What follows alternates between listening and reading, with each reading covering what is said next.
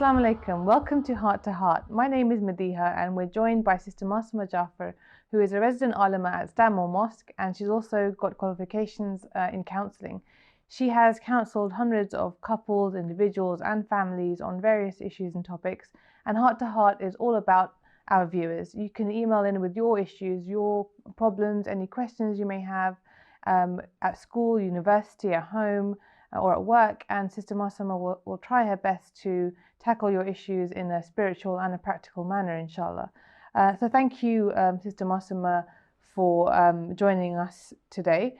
As I said, the viewers can always email us in on hearttoheart@safirtv.com, and we've got many questions here that people have emailed in with, so I'm going to get right to it. Here I've got, I think it's a young lady who has said that she said that she really enjoys watching this show, which is really nice. And she's also said that there's an issue that she has. It's related to meeting someone over the internet. She said that he's stunning, deep voice, tall, so clever, everything that you could ever want in a guy. But there are discrepancies in the things he says. For example, he says he's traveling to the Middle East and he's fighting for some noble cause, which he won't tell her about. She said, when I looked up his IP address, it said it was from the country of where he was supposed to have left. Has he been lying to me this whole time? What about his promises to meet, which, by the way, haven't materialized yet? Am I being a fool? There's a lot there. Yeah, there's a lot. I think one of the things that she needs to think about is she says he's all these wonderful things, but she's never actually met him. So how does she know he is what he says she is, or he is what she perceives him to be? If she's seen photos of him, how does she know that's his photo? If she's she says she's got a deep voice, so she's spoken to him on the phone. A lot of the times we build up this picture of the ideal person, and it sounds a lot like that here. He's secretive about what he does, which should have alarm bells. Alarm bells, yes. Yeah. Why does he feel the need to be secretive about it? It's like, I see the CIA agent or something. Why can't he just tell her what he's doing? If it's if it's a noble cause, why would he not shout it from the rooftops? If it's a cause that is a little bit more worrying, then you'd be a bit more secretive about it. So that should sound alarm bells straight away. What are the dangers of internet sort of relationships and that kind of thing? So I mean, there's so many things that could go wrong. I mean, we've seen the whole concept of grooming and how it happens on the internet. So being very careful of that, mindful of that. The fact that people can misrepresent themselves very easily on the internet. Social hijab, again, hijab on the social media. We feel like because they're not in the same space as we are, they're not in the same room as we are, then the boundaries are sort of come down a little bit more. But the hijab should be there. So when she's talking to him, if she's talking about things that are not appropriate if you're not married, then she needs to be aware of that. So there's so many things. I mean, she's obviously become very obsessed by him. She's looking up his IP address. Yeah, I'm not I wouldn't even know how you do that. No, neither do I. Yeah.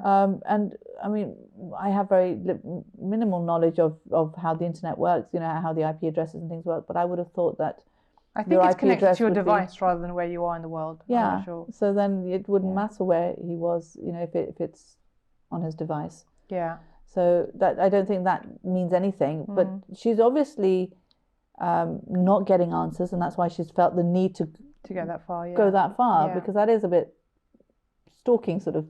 If you think about it. IP address, just ask him straight out, and if you're not getting the answers, just actually say to him, no, that's not answering my question. Can you sort of let me know properly? Why is he not meeting up with her? What's the problem? And if he's making excuse after excuse, then she needs to sort of pull him up on that and sort of call him out. No, that sounds like an excuse. And she should probably be really, really careful about meeting up in terms of where, and she doesn't know who this person is, and making sure if she has to meet up with him for whatever reason, it's public. And she has again, just because it's over the internet, she needs to have her father's permission if she's if she's not married, if she's living under her father's roof and everything, she needs to have her father's permission as well to take it further into nikah and so forth. Yeah. So I think there's a lot of danger signs there. There's a lot that would worry me. I think she needs to sort of be very cautious in continuing with this relationship if she's not getting the answers. Yeah. Yeah, it's. And sometimes you don't know how many people. I mean, on the internet, you can just be a completely different person, can't you? So you don't know what this person is representing themselves as, and she said, "Am I being a fool?" And a fool is a very strong word to use, but he could be playing her as one. You He just may never be very know. sly and very clever. Yeah. And, it's not about her being a fool. It's not an uncommon occurrence on the internet either. Not at all. I don't think it's about her. It's about him, and how smart he is, and how easily he the tools he can use to actually misrepresent himself, make other people think that he's something he's not, and we've you have that constantly. Forget about it from the Islamic perspective, but that's how pedophiles work. Yeah. Online, they that's how they sort of groom children and then get them to meet them and things. She doesn't say how old she is. No, she doesn't. And that's quite scary as well. Yeah. Because again, but the way in which she's written it does seem like she's quite young. So, that would be scary. Yeah. I think she needs to talk to her parents. If she sees this going further, she really needs to get her parents on board. Yeah. And like you're saying, before she meets the person, she needs to have her parents, get him to actually come home. If he cares about her, then he needs to make more of an effort and be more open and show. And that's through probably his what she actions. has to understand, that if he cares about you, then he would show it, as you said, through his actions. Yeah. She needs to understand that. And at the moment, all she's getting is what he's giving her. He's giving her, and the perception of what he's giving her, sort of thing. So she's made up this picture of this ideal person. First of all, there's no one ideal. I mean, she talks about he's the ideal guy. Everything you could ever want in a guy. You'll never get everything you ever want in a guy. Yeah. Except when you get to Jannah, inshallah. So I think being a realist, just realizing that he's not going to be perfect. But there are a lot of alarms going off in my head here. Yeah. No, we would probably both advise this young lady to just be more careful and talk to her parents, please. Yeah. I hope so. Okay, thank you for that. We're going to move on to the next question. I've got someone here that said, there is someone I work with, a colleague, who is like a cancer in the office. That's right, like a cancer, because she's so vindictive and poisons people against each other that it makes life at work very difficult. The worst thing is, most people think she's some sort of angel, but she's not. What should I do about this? So many strong feelings there, isn't there? It's like to refer to someone as a cancer. Yeah, it's quite a strong statement. Very, very strong. I'm just wondering if there's any sort of personal issues here. Because if everyone else seems to think she's an angel, but this person doesn't, then I wonder whether it is a personal thing. Something's happened personally with this person. But they talk about the fact that she plays people off each other or gets...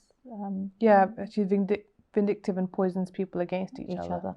If that is the case, then it will play out and people will see eventually what she truly is. We're told that honor comes from Allah and dishonor comes from Allah. So no matter how much you try to hide what you're doing and try to make yourself look honorable, if you're not, and God chooses to take that honor away, it will be taken away. So I think realizing that the truth will come out if that is the case, but maybe actually taking a step back and thinking, is this my problem?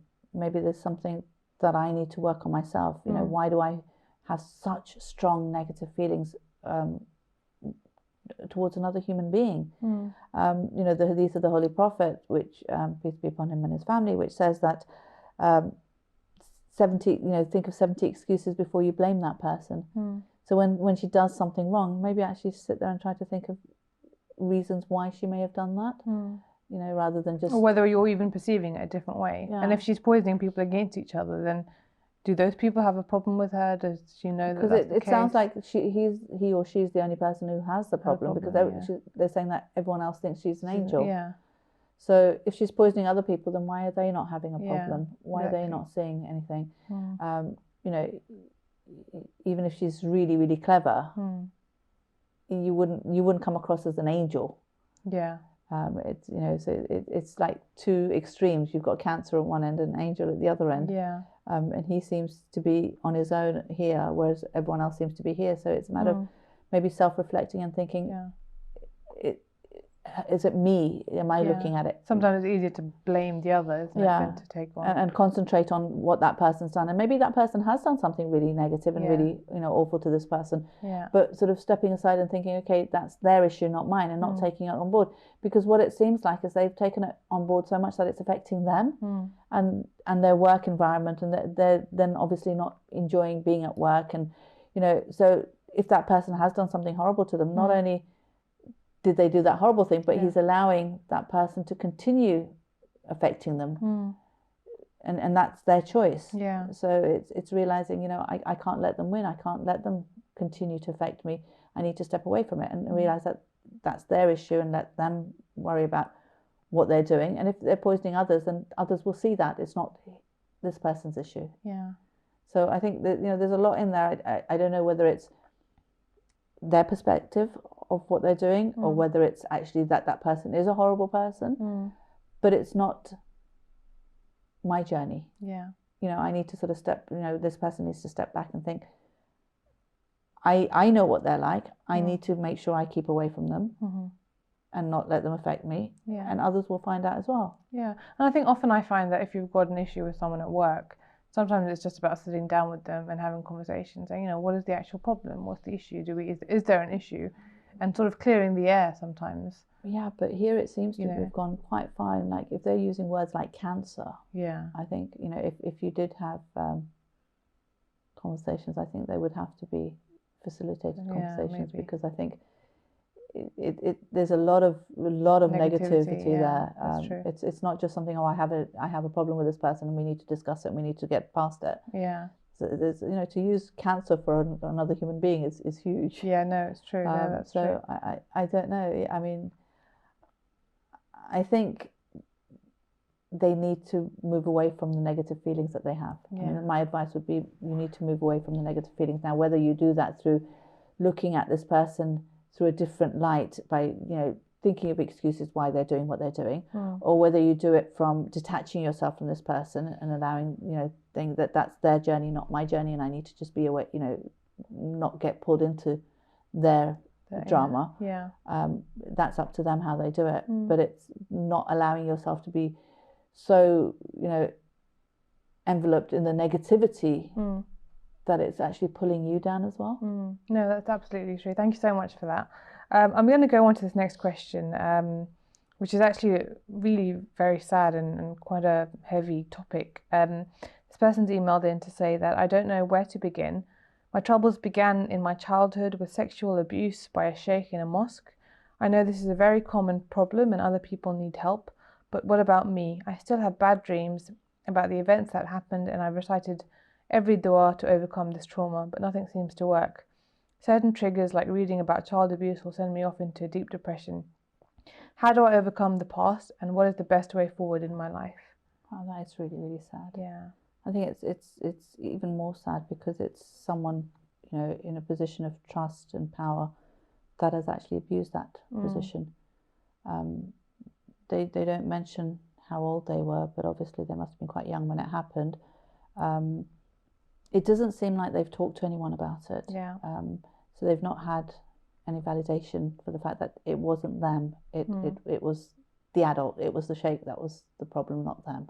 A lot of the times I think we internalize it and we think it's our problem. I must have done something. It must be my fault. And this person has tried to recite every dua to overcome this trauma. Is that the only way you can? No, of course not. That's what I'm thinking. They haven't talked to anyone, so I think it's important that they get some sort of counselling. Yeah. Because there are triggers that are setting them off. Yeah. And so they need to sort of work on those and work on the whole issue. They need to also, I think that there's if they've not told anyone, is the sheikh doing it to others? Again, that's huge. It's like he needs to be stopped. Yeah. if he's in a position where he can, he's around other children and he's able to do it to other children. And what if this person is feeling as if no one's going to believe her or him, or or that it would throw scandal in the community or stigma, or what would you say to the person? I think this is where the du'as come in. So the du'as aren't to get over what's happened to you. The du'as are to give you the strength to be able to handle it in the right way. So yes, this has happened, and obviously it's not happened.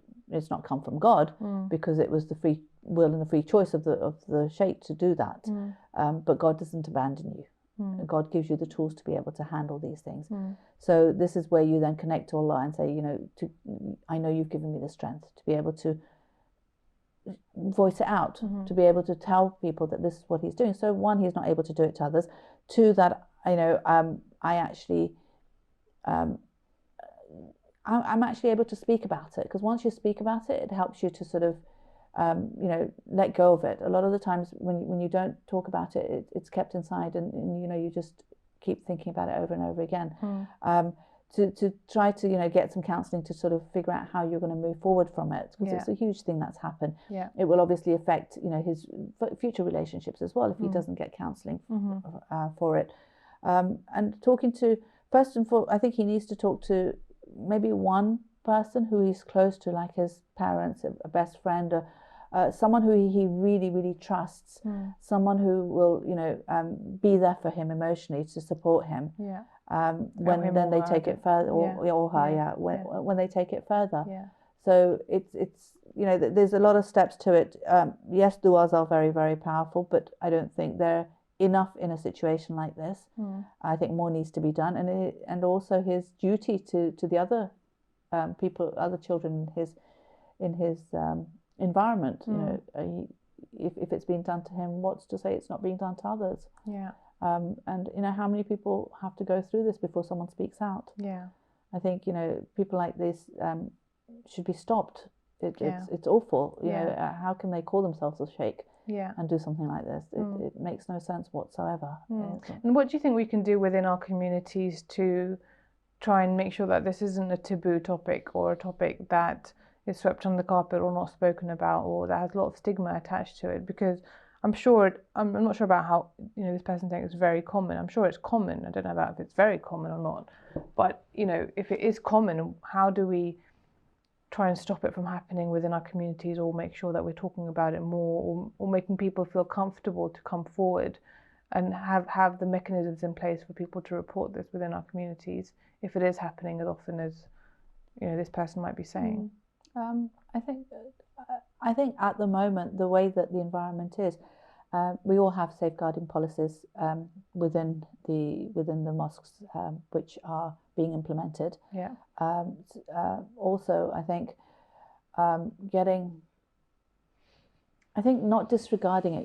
If a child actually speaks out, yes, sometimes it may be there may not be any truth to it. It may be, a child may say something because, for whatever reason, it may be for attention seeking, it may be because they've heard something and they want to then repeat it or something, but not assuming that it's wrong or it's a lie, but actually sort of taking it seriously to investigate it. I think is really, really important. Whether he's a sheikh, whether he's a Maulana, whether whoever it is, it shouldn't matter. Generally, children don't make things up totally. There's something that's happened where there's a little bit of truth in it, or something. So it may be the perception or something. And I think nowadays kids are so aware because of the way that everything's taught in school of what is right and what is wrong. I think in the olden days, this person is an adult now, but it's happened to them a while back, I assume, because they talk about the fact that it still affects them.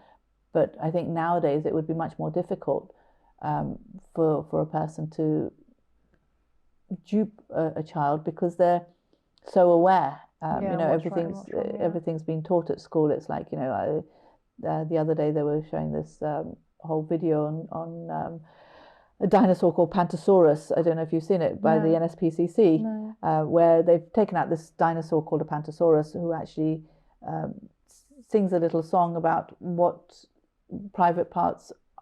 These are my private parts, and no one's allowed to see them, and no one's allowed to touch them.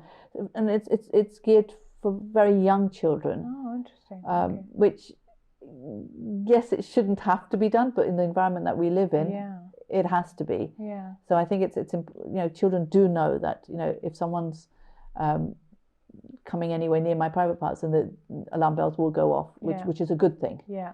So it'd be very unlikely that they can get away with it. And when children are that young and they come and tell their parents something, parents aren't going to not believe them. It's when kids get older, then parents sort of think, really, are you reading too much into it? And as parents, I think we need to trust our children. Yeah. And as children, I think we need to live a life where we're not making things up, generally in our life, we're not lying, we're not doing things. So when we do say something like this, when something awful like this happens, or, even when anything happens, when we say something, our word means something. Taken seriously. Yeah, because, we've lived our lives like that. Yeah, so not crying wolf, basically. Yeah, and or even not exaggerating or not lying generally. A lot of kids tend to lie to get out of trouble because that's the norm. So, you haven't done your homework. Oh, yeah, miss, I left it at home. And it seems like a really small thing. But, once you lose that trust on your word, then it's very difficult when you want people to believe you. I mean, this is huge, and you would hope people would believe you when, God forbid, if something like this happened. Yeah. But even when you want people to believe you on something small, it's awful when people don't. So how can you said this person needs to be speaking to someone? What do you know where they can be I would to, I would go to my GP and actually get counselling referral. If they feel they want to talk to someone who's a Muslim counsellor, they can ask for that. I don't know how many Muslim counsellors there are within the mosque. Again, if they know of a Muslim counsellor, if they feel that, because they seem very connected to their religion and reciting du'as and things, so it might help to actually have a Muslim counsellor. So they can actually try to find out if there is a Muslim counsellor, and knowing that whatever they tell the counsellor, it's going to be totally confidential. So it's not going to come out. You talked about the fact that what about the the consequences of this coming out. It doesn't necessarily have to come out with your name. So even if you take it, if it's taken further to the police and so forth, it's not, your name will be protected. So when they do the investigation, your name may would not come out for the general public. So be aware of that, and don't let that stop you. And again, a lot of the times it'll be, well, if people find out this happened to me, will I get married? Will I? It wasn't to do with you. What you need to do is ensure that you've got the right help, so it doesn't affect your relationship when you do get married, and not worry about whether God is in control, and God will send you. And if someone doesn't want to marry you because of that, that's, you wouldn't want. Why would you want to marry them anyway? Because it's not something that you brought on yourself. It isn't. You can't be blamed or targeted because of something that happened to you. That's not fair. Which is out of your control. No, absolutely. Thank you so much. I hope this person is able to benefit from the answer that you gave, and I'm so sorry to hear that this happened to someone. We've actually come to the end of our show, so thank you so much for joining us once again. Thank you to all our viewers for tuning in once again to Heart to Heart. You can always email in with your questions, your issues, anything you might be facing at work or at university, at home or at school, at hearttoheart@safiratv.com, and Sister Masama will try her best to help you tackle your issues and problems on a spiritual and a practical level. Thank you once again for tuning in. Assalamu alaikum.